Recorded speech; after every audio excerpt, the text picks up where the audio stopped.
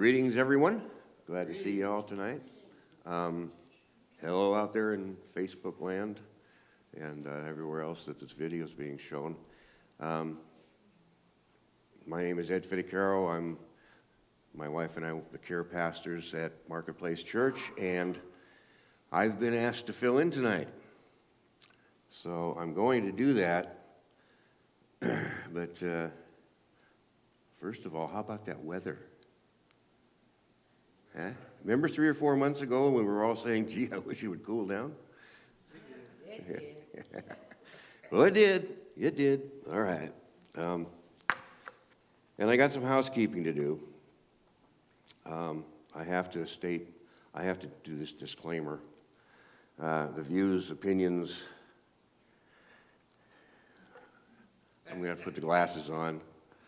Okay, the views, opinions, and content expressed in this presentation do not necessarily reflect the views, opinions, or policies of this church or its management. This is all on me, so don't get mad at Pastor Mark. All right, now that that's out of the way,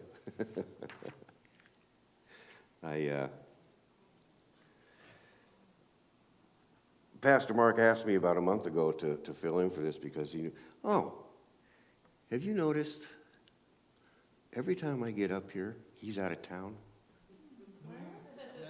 No? Yeah? I mean, if you're president, they call that what? Plausible deniability or something? So he can declare he's totally ignorant of whatever happens tonight. So, yeah. But he asked me about a month ago if I would fill in tonight, and I said I would. I've had a message that I wanted to give for quite some time, really, given the opportunity. And it just seems to be a good time to do it because we're now in the midst of this idea of a revival occurring in this nation, in this church, in this community. Wherever it starts, we pray that it'll grow and grow and grow. So my message today, or the title is America, Where We've Been and Where We're Going.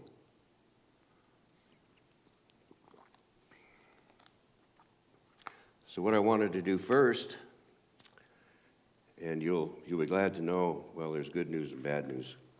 I've got 15 pages of notes. I thought you were going to hand it. That's Are you not handing out? That's no, that's the bad news. The 15 pages. The good news is it's in size 18 font, so I can read it. Okay. You have none to hand out. Because I'll tell you what, gang, my eyesight's getting worse all the time. Thank goodness you got. And the optometrists don't seem to be able to understand what I'm trying to tell them. They give me a pair of glasses, and I put them on, and I say, these aren't right. And they go back and they look at their little calculations and stuff, and they say, yeah, they are. I'm like, okay, but I can't see. So after a couple attempts at new glasses, I gave up on that, and I just figured I'll be a blind little church mouse for the rest of my life, I guess. But yeah, I wanted to share with you God's divine providence as it applies to our nation throughout the history of our country, going all the way back to the Pilgrims. Most everybody knows the story about the Pilgrims. Hey, they landed on Plymouth Rock in Massachusetts in 1620. Came over on a ship called the Mayflower. There were 132 people aboard that ship. 42 of them were pilgrims, as they came to be called here. Back in England, they would have been called dissenters, separatists. In Europe, they would have been called Protestants. Anybody got an idea how that word is used today? Protestants. Started with Martin Luther. He said, you know what? It's not right for the church to stand between man and God. Jesus Christ became our propitiation. The veil in the temple was rent from top to bottom, opening the way for us to be able to deal with and speak directly to God on our own behalf. We didn't need a priest anymore, and we didn't need the church to tell us what was right and what was wrong. And the reason Martin Luther put up his 95 Theses to begin with and nailed them to the chapel door at Wittenberg was because he saw how corrupt the church had become. And the church was setting itself up as a go-between between man and God, that you couldn't get to God without the church. And he said that was wrong. And many people across Europe and in England began to believe that. So the Pilgrims, after being persecuted in England, going to Holland for a while, coming back to England, and then they decided, you know what, we're headed for the New World. And like I said, they got here September 23rd, 1620. They had a terrible time that first winter. Half the Pilgrims died. And then something kind of miraculous happened. Years before, there was a fur trapper named Thomas Hunt who had been here, gotten his furs, and would sell them back to Europe, mainly to the French, I think, because they were kind of all into furs and stuff. But on one of his trips, he kidnapped an Indian named Tisquantum. He took that Indian to Spain, and in Spain, the Indian escaped, and he found refuge with some Spanish monks who managed to get him to England, where he learned English, very fluent English. And then in 1619, he decided he was going to head back to America and move back with his tribe. When he got here, he was a Patuxet Indian. When he got here, his tribe had been wiped out by disease. By what? Disease. Yeah, my mouth's getting dry. So there were no Patuxets left. He went to live with another tribe called the Wampanoags, who just happened to live in the area of Plymouth Rock. And wouldn't you know it, he became the translator and arbiter between the Indians and the Pilgrims. He taught them how to fish and how to plant corn and how to hunt and make clothing out of furs. Did all this thing. We know him better today as Squanto. Point is, if it hadn't been for Squanto being kidnapped by a fur trapper and taken to Europe, learned English and come back, the story of the Pilgrims could have been totally different. That's an example of God's divine providence. Some people can say these things happen by accident, but I'm not buying it. Not with the timing the way it was. Got another story here.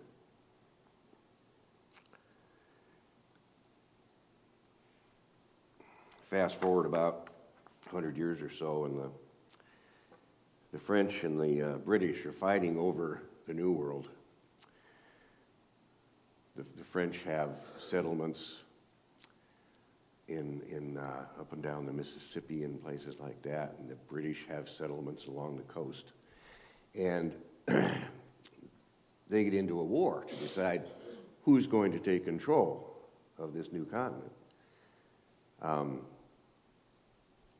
Thus started the French and Indian Wars. Both sides had Indian allies, And the war went on for quite some time. But in 1746, just at the beginning of this whole era, the French decided they were going to do a strikeout blow, eliminate the British once and for all. They sent a guy named Duc d'Anville with the largest armada of warships ever to sail into the New World, over 13,000 soldiers, and their mission was to land at Louisville in Nova Scotia and take that, and then head south down the coast, down the east coast, and wipe out every British colony that there was. They got to the New World, and of course the colonists knew what was in store. They had no navy, they had no standing army, they were defenseless. And Danville and his navy and his troops, they saw nothing but gravy in this attempt, and were assured of success. At that time, it was October 16, 1746, and a guy named William Shirley, who was governor of Massachusetts at the time, called for a day of fasting and prayer. And for deliverance from the French. And another man, Reverend Thomas Prince, prayed, "O Lord, send thy tempest upon the water, and scatter the ships of our tormentors." And as the French fleet started heading south, historian Catherine Bowen says that as Prince finished praying, the sky darkened, wind shrieked, and church bells rang a wild, uneven sound, though no man was in the steeple. At that precise moment, a hurricane struck the East Coast and wiped out Danville's fleet. Thousands of French troops died, and they had to limp home, never accomplishing a thing. Had that French fleet not been destroyed, the French and Indian War might have gone a whole lot differently. British might not have won. And we might all be speaking French today. Another example of God's divine providence.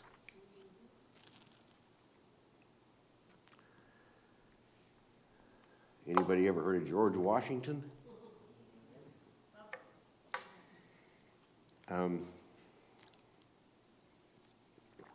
George fought in the French and Indian War under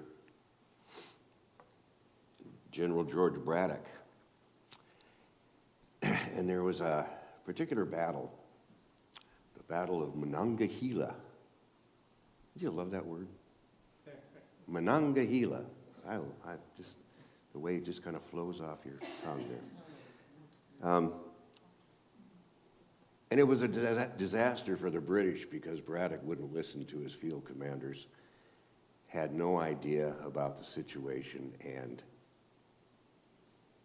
just basically blew the whole thing. Braddock got killed in the battle, and and you know, and the funny thing about it is that I've often wondered why they used to do this, but the field commanders and the generals and all that, they would be the ones dressed in the bright red coats, sitting up top of big horse, making yourself a perfect target. right? Yeah. And the enemy, on both sides, understood that you take away the leadership, and the foot soldiers don't know what to do. So the officers, the commanding officers in the field, were always a very desirable target. And George Washington was one of those guys. And at the Battle of Monongahela, he had 2 horses shot out from under him. After the battle was over, he found 4 musket holes in his coat, and one somewhere going through his hat. And the whole time he was in the battle, he was suffering from dysentery. And anybody that's had that knows how debilitating it can be. But about 15 years later, Washington met an old Indian chief who recounted to him this story, and I want to read to you what the Indian chief said to Washington. He said, I am a chief and ruler over my tribe. My influence extends to the waters of the Great Lakes and to the far blue mountains. I have traveled a long and weary path that I might see the young warrior of the great battle. It was on that day when the white man's blood mixed with the streams of our forests that I first beheld this chief. I called to my young men and said, Mark yon tall and daring warrior. He is not of the redcoat tribe. He has an Indian's wisdom, and his warriors fight as we do, himself alone exposed. Quick, let your aim be certain, and he dies. Our rifles were leveled, but it was all in vain. A power mightier far than we shielded you. And one of the chief's warriors said, I had 17 fair shots at him with my rifle, and after all, could not bring him to the ground. And seeing you were under the special guardianship of the Great Spirit, we immediately ceased to fire at you. So that was George Washington at the Battle of Monongahela. And Washington, his whole life was filled with stories like that. Time and time and time again, he was saved by divine providence. And had he not been, there would have been no General George Washington to lead our troops in the Revolutionary War. There would have been no first president of the United States, George Washington, to get a fledgling country off the ground. And things could have turned out way differently. It's divine providence. God's intervention into the affairs of man, because God has his own plans.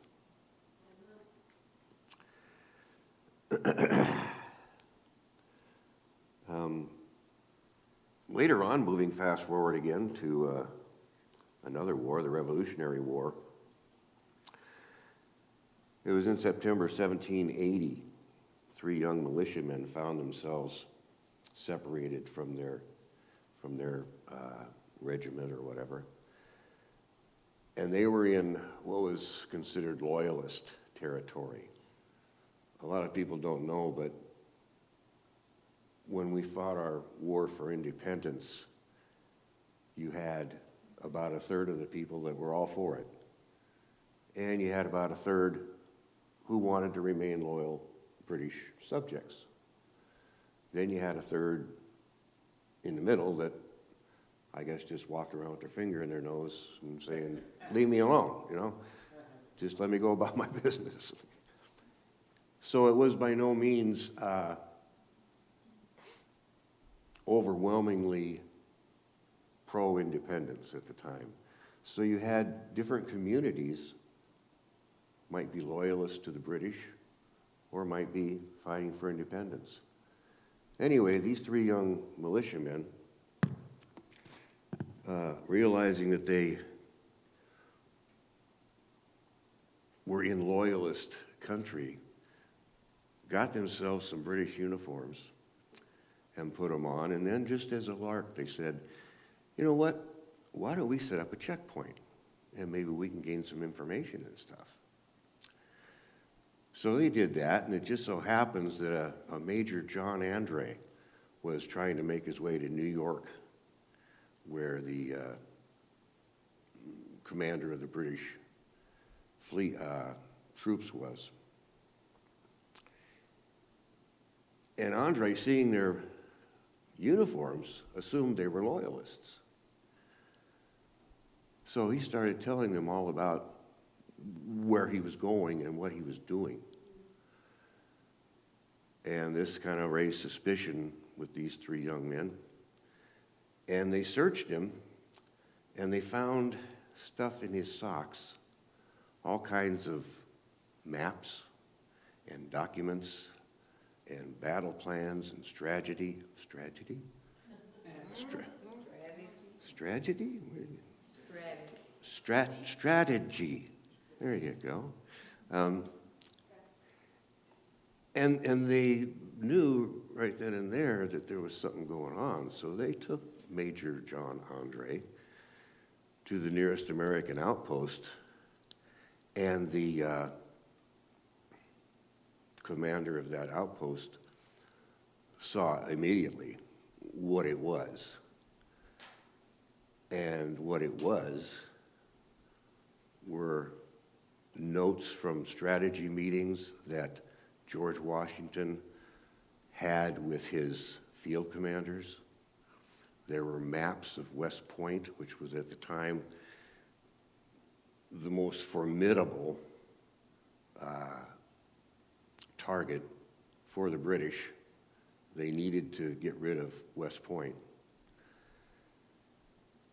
And there were maps of how to do it and recommendations on when to attack, where to attack. Now, the commander at the outpost didn't realize the whole story. So what he did was he sent word to the commander at West Point about this imminent attack. Well, that commander, whose name was Benedict Arnold, happened to be the guy that gave John Andre all of the information. He forewarned, managed to make it to the British side lines, and he escaped off into Europe, while John Andre was tried and hung for treason. They would have hung Benedict Arnold as well, except they never caught him. Another example of God's divine providence. Again, if the British had gained access to all that information, to Washington's different battle strategies, and the fortifications at West Point, everything could have turned out a lot differently. It's God's divine providence.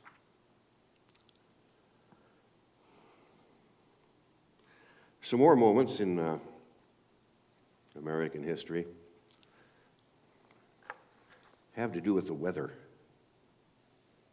Because people think, well, the weather just comes and goes, and it's not really guided by God, but in reality, many times it is. And one such time was the Battle of Long Island in 1846. I'm sorry, not 1846, 1746. Anyway, it was a long time ago. It was just, yeah. Just yesterday. It seems like just yesterday, yeah. It was 1775. Or six, and Washington's troops were on Long Island, and they were surrounded by the British. 9,000 troops that were sorely needed if any kind of resistance was going to be mounted against the British, Washington's only recourse was to retreat, and so during the night he tried to get as many of his men across the river and into safety as he could, but he only made about half of them or less. So come morning, there were over 5,000 American troops still on Long Island, and the British ready to invade and wipe them out. Then a funny thing happened. A huge fog bank came in. Visibility became almost zero. And it gave Washington the opportunity to get all of his troops out of there and to safety before the British could attack.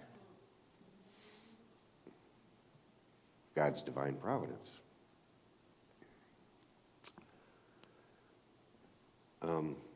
Another story has to do with the War of 1812. The British decided they wanted America back, and so they invaded the newly formed United States. And one of their focal points was Washington, D.C., the new capital of this fledgling nation. They were going to burn down the city, thanks to Dolly Madison, who had through heroic efforts, managed to save a lot of the paintings and the archives and all of the important documents about the founding of our country. She got that stuff out of there, but they couldn't stop the British from descending on Washington, D.C. and setting the city ablaze. And that was their intention. They were going to burn the whole place to the ground. It largely failed because about the time they started setting the fires, a tornado hit our nation's capital. Wow. Now, in the history of this country, there are only 7 known times that a tornado has hit Washington, D.C., and this just happened to be one of them. But more than that, the heavy deluge drowned most of the fires and then proceeded to settle itself right in the middle of the British troops, who went away again decimated, had to turn tail and run. Again, example of God's divine providence. If we fast forward again, we go to the Battle of the Bulge in 1944, about 6 months after D-Day, and the American troops were working their way down through France and seeking to actually take the war to Germany, to invade Germany from the west, while the Russians were invading from the east. And they got bogged down in a place called Bastogne in the Ardennes forest. And the Germans knew that if they didn't win the battle, they were toast. They were just done. So they managed to surround tens of thousands of American troops, and were going to make this an all-out effort to wipe them out. But it didn't succeed. And the reason it didn't succeed was because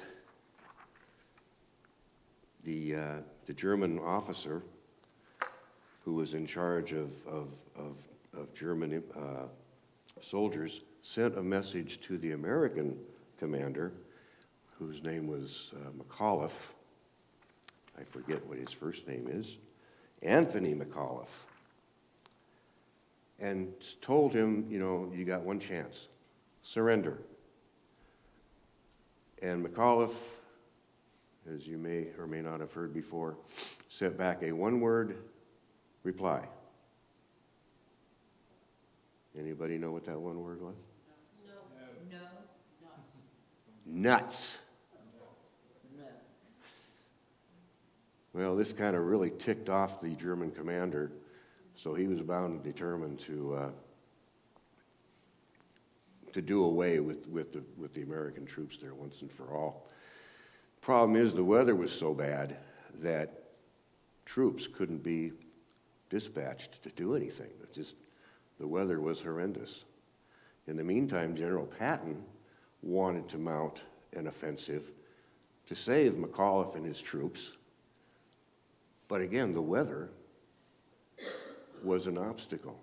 They had no air reconnaissance to see where the Germans were precisely, and everything was really up in the air. So what Patton did was he went to his Army chaplain, the 3rd Army chaplain, Colonel James O'Neill, and told him to draft a prayer that would break up the weather and allow Patton to rescue McAuliffe and his troops.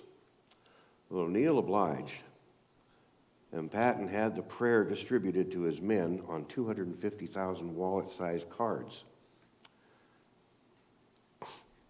O'Neill's prayer was apparently better received than Patton's curses, as the weather abruptly cleared and allowed the 3rd Army to reinforce Bastogne, thereby saving probably tens of thousands of American troops.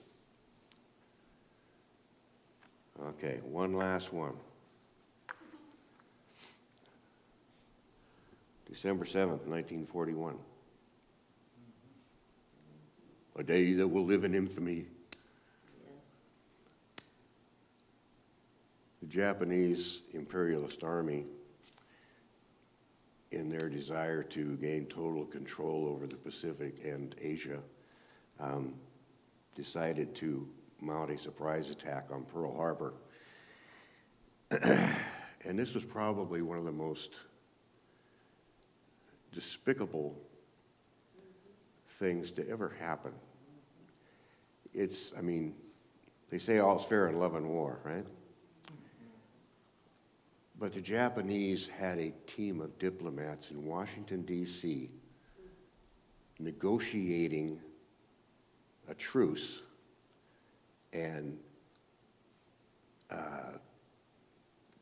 supposedly trying to make sure that hostilities didn't come up between Japan and the United States.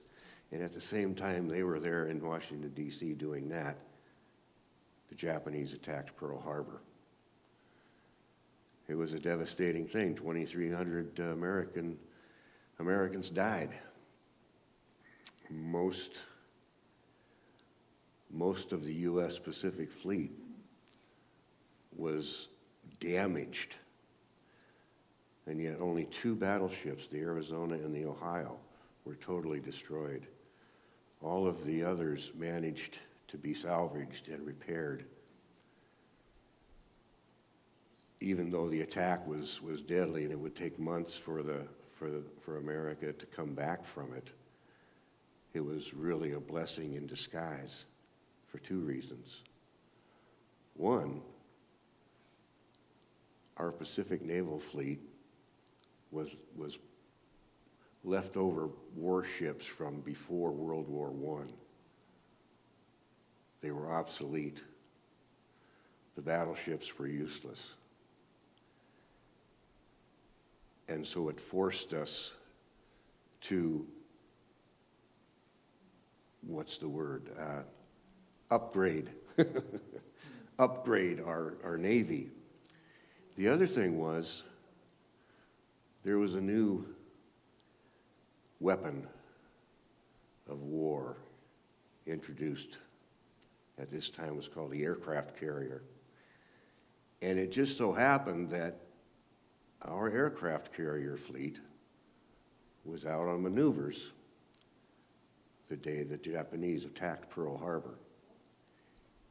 If they hadn't been out on maneuvers, they would have been at Pearl Harbor and suffered who knows how much damage from the Japanese and set back the war effort for years. Okay, so I told you all about those things. to say, you know, that's where we've been. That's a nation founded, in my opinion, a nation founded by God for Christian people who seek to do God's will. And over and over and over again, and these are just a few examples. You can Google things like this, and you can find dozens of times when direct intervention of God has saved this country or saved important people. And my question now is, where are we? What have we done? Nothing. We have taken this nation that God gave us for granted. We've allowed so much evil.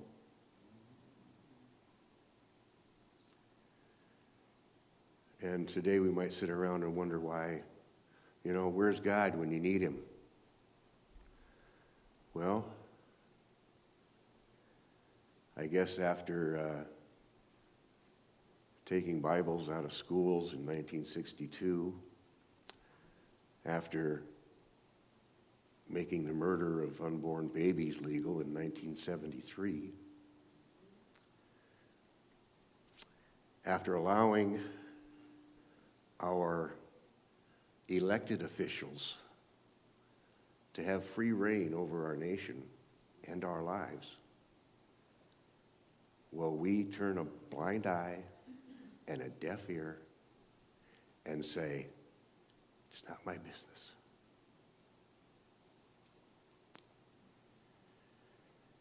$62 million aborted babies since 1973.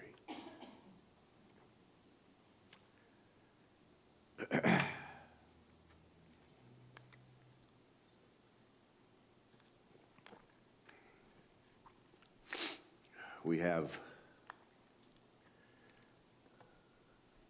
government at the highest levels seemingly almost devoted to graft and corruption and lawlessness.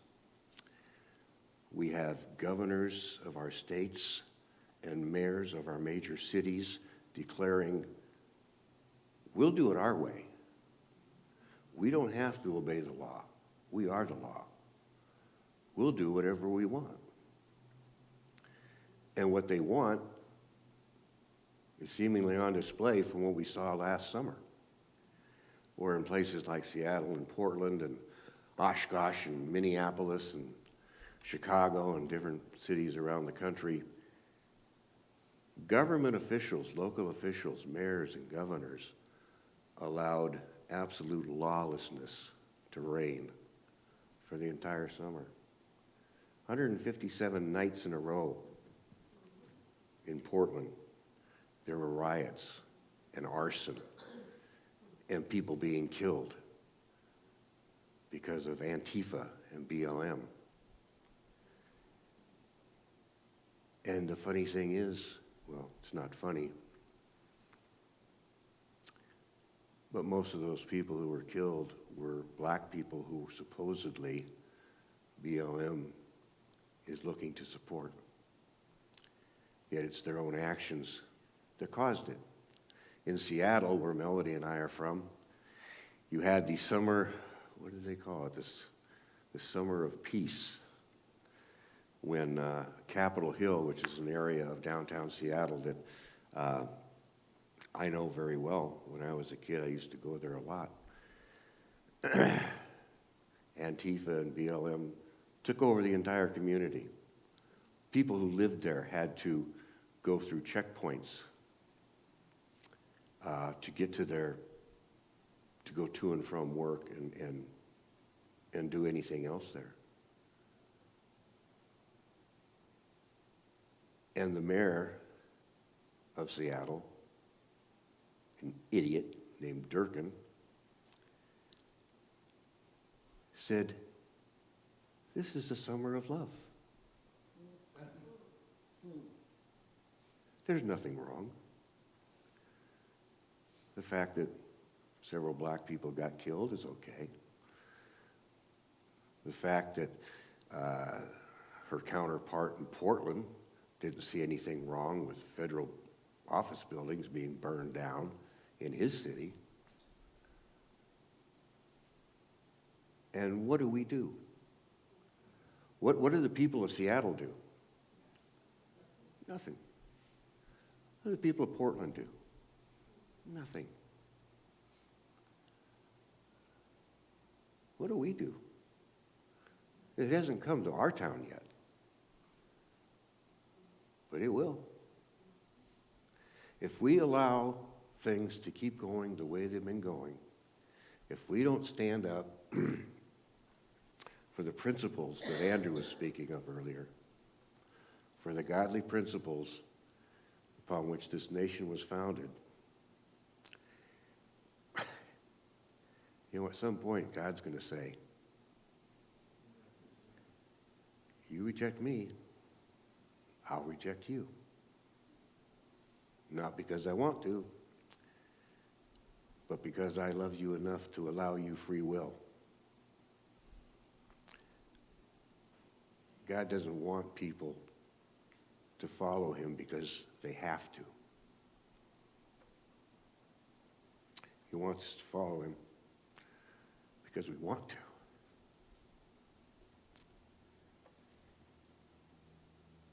And that's a decision we have to make. Do we want to? Or do we want to continue following corrupt politicians and evil judges? Do we want to lend our name to the slaughter of the innocent? Do we want to turn our backs on the graft and crime and corruption that isn't just on the streets? It's in our halls of government.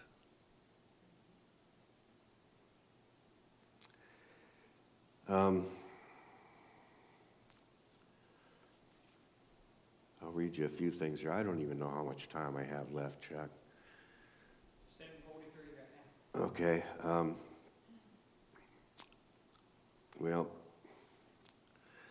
I'll read a few of these because every message has to have a few Bible verses in it, right?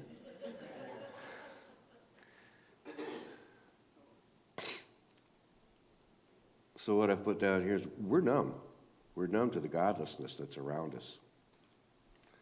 And what does God have to say about unjust rulers? Proverbs 29:2, when the righteous increase, the people rejoice, but when a wicked man rules, people groan. Psalm 125:3, for the scepter of wickedness shall not rest upon the land of the righteous, so that the righteous will not put forth their hands to do wrong. Proverbs 28:15, like a roaring lion and a rushing bear is a wicked ruler over a poor people. Isaiah 10:1, woe to those who enact evil statutes and to those who constantly record unjust decisions. That one really struck me. Woe to those who enact evil statutes and to those who constantly record unjust decisions. Isaiah 123, your rulers are rebels and companions of thieves. Everyone loves a bribe and chases after rewards. They do not defend the orphan, nor does the widow's plea come before them. Ezekiel 22:27. The princes within her are like wolves tearing the prey by shedding blood and destroying lives in order to get dishonest gain. Think about that in the context of abortion. Think of how many billions and billions of dollars have been made through the abortion industry, and how many politicians have gotten advantage, shall we say, because of that. And there's one thing I want to say really quickly right here. I know probably every family has somebody or knows somebody who has had an abortion, some young girl or whatever the situation might be. My blame and my criticism is not on the young lady that gets an abortion, because she's been lied to.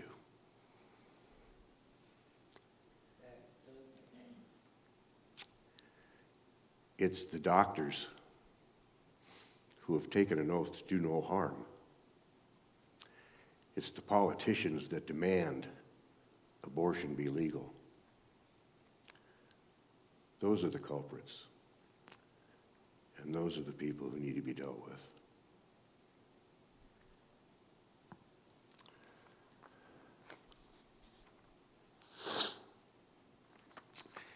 You know, I'm gonna stop there. I've got a few more pages of stuff I could do, but I'm not going to. I think I've made my point. But I do want to leave you with one more verse. And it's a very simple one, but it's one of my favorite in the whole Bible. It's from Micah, verse 6-8. For he has shown you, O man, what is good. And what does the Lord require of you? But to do justly, to seek mercy, and to walk humbly with your God. So I guess my closing question for tonight is, are we going to do that? We want revival. It's only going to happen if we seek justice, love mercy, and walk humbly with our God. Okay, that's me. Good night to everybody out there in Facebook land. As Pastor Mark says, if you've found any value in what you've heard tonight, feel free to donate. You can go online or however you do that. I don't know, because I don't involve myself in all that high-tech stuff. But it's out there, and if you're in the area and have the opportunity, stop by on Sunday morning. The message will be a lot better than it was tonight. So, hey, thanks for being with us, and good night.